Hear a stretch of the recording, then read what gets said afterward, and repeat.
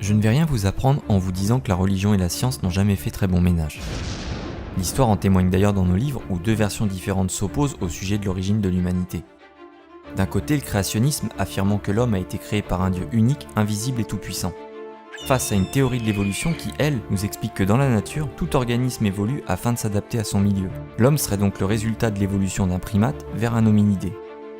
Ces deux versions s'affrontent sévèrement depuis qu'un Anglais du nom de Charles Darwin publia un livre révolutionnaire nommé « L'origine des espèces » il y a déjà plus de 150 ans.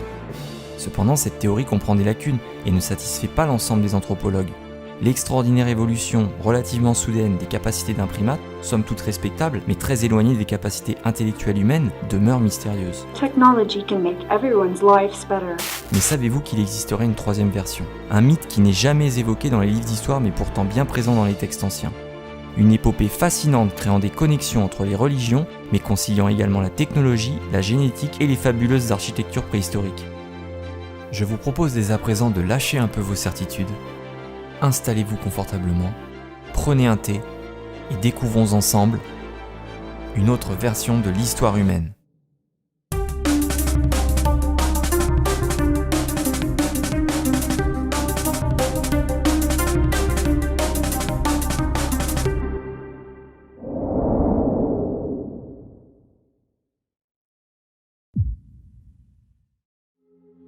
Selon les textes bibliques et sa version rigoriste, les partisans de cette théorie croient en un univers créé par un Dieu en 6 jours, il y a 6000 ans, tel qu'il est décrit dans la Genèse.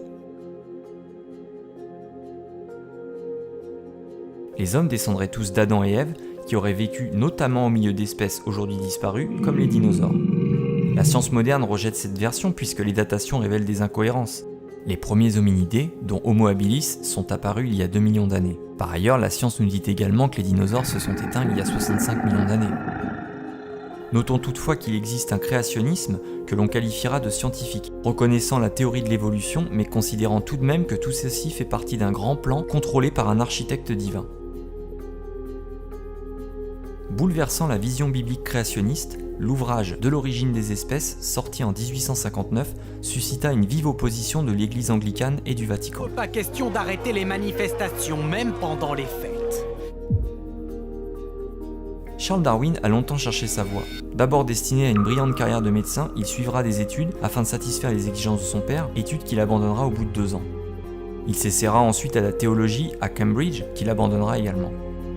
Avide de découvrir le monde, en 1931, il embarquera sur un bateau en partance pour cartographier l'Amérique du Sud. Il visitera le Cap Vert, la Terre de Feu ou les Galapagos, entre autres. À bord du fameux Beagle, le jeune Darwin réunira ses premières observations dans son journal qui lui permettront d'élaborer sa théorie.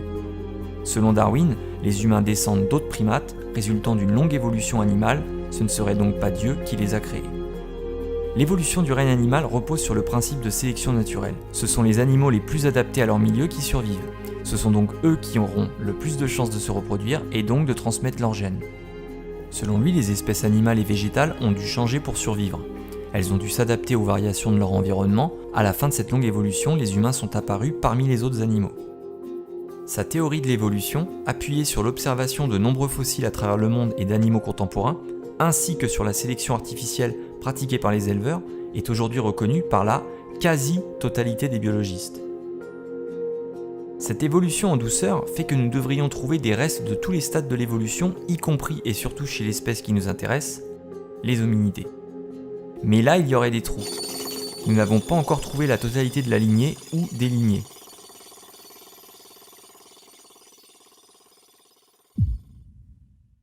Là vous vous dites, mais qu'est-ce qu'il nous raconte? Déjà dans la vidéo précédente, des humains qui s'envolent s'étaient perchés, mais à présent remettre en question les théories de l'origine de l'être humain, oui bah je sais c'est fou.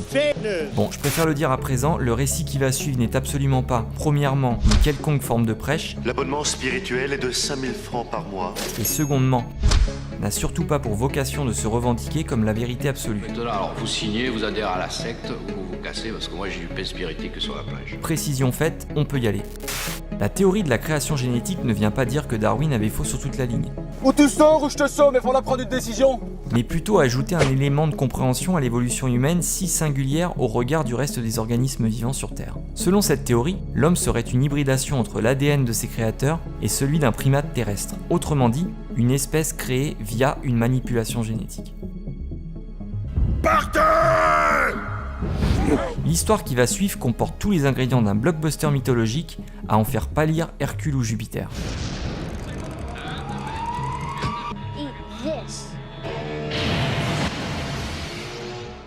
En 1849, un archéologue anglais nommé Austen Henry Layard découvre sous les ruines d'un palais au bord de l'Euphrate des tablettes provenant de la bibliothèque du roi Assurbanipal, au cœur de l'ancienne cité disparue Ninive. 3 ans plus tard, son acolyte découvre dans la partie opposée du palais la seconde partie des vestiges. Le mot chance ne suffit pas à qualifier cette découverte miraculeuse, tant par le volume de tablettes que par sa qualité de conservation. La découverte de ces prismes d'argile recouverts d'informations sur les dirigeants antidéluviens et leurs 432 000 ans de règne supposé est tout bonnement extraordinaire. Ces découvertes font sensation dans le monde de l'archéologie et de l'histoire antique, d'autant plus lorsqu'en 1871, George Smith, qui a assemblé les morceaux de tablettes, découvre le texte littéraire le plus ancien du monde à ce jour, l'épopée de Gilgamesh. À sa grande surprise, il réalise alors que ce qu'il déchiffre est en fait la description du déluge.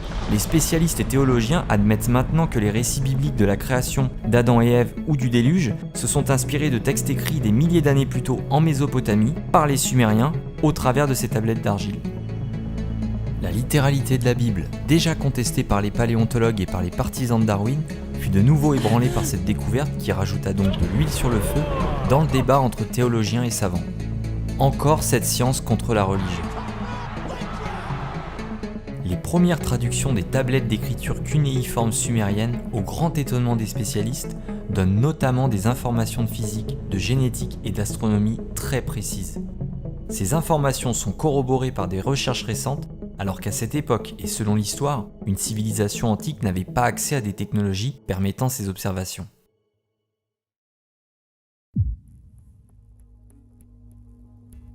En 1976, un journaliste russe vivant à New York décide d'enquêter sur les tablettes cunéiformes sumériennes. À l'issue de milliers d'heures de recherche, Zecharia Sitchin prétend avoir décrypté le contenu de 14 tablettes et nous offre ainsi une revisite totale des origines du monde. Il bouleversera alors complètement les théories en place sur l'origine de l'humanité. Bien évidemment, ces théories sont controversées. Pourtant, en publiant La 12e planète, il rencontre un grand succès. Le livre sera traduit dans une douzaine de langues et vendu à plusieurs millions d'exemplaires à travers le monde. Son interprétation, décrite comme fantaisiste par certains, est également perçue comme très pertinente par d'autres. Son œuvre, qu'on pourra classer dans la catégorie du néo-évémérisme, mêle l'histoire humaine à celle d'un dessin intelligent. Ce personnage, pour le moins à contre-courant des versions communément admises, ce qui est le moins qu'on puisse dire, influencera de nombreux ufologues tels que David Icke ou Anton Parks. Bon, présentation faite, et comme on dit en russe, Повесить это будет испортить.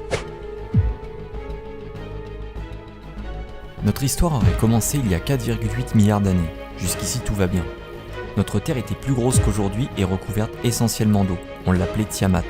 Une planète, Nibiru, que les Babyloniens rebaptiseront Marduk, évoluant sur une orbite elliptique et revenant tous les 3500 ans vers l'intérieur du système solaire, serait entrée en collision avec notre chère Terre, enfin Tiamat.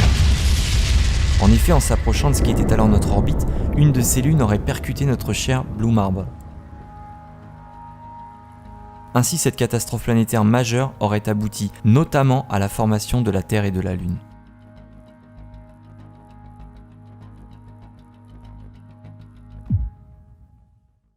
Voilà pour cette première partie d'une autre version de l'histoire humaine. Pour être sûr de ne pas rater la suite, pensez à activer la petite cloche.